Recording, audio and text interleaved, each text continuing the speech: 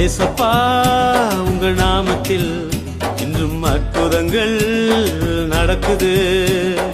ஏசப்பா உங்க நாமத்தில் இன்றும் அற்புதங்கள் நடக்குது.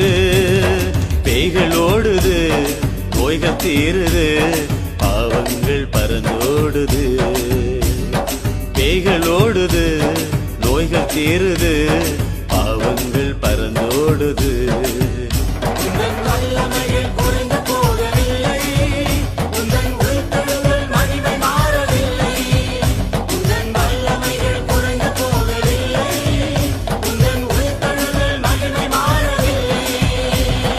ஏசப்பா உங்க நாமத்தில் இன்றும் அற்புதங்கள் நடக்குது.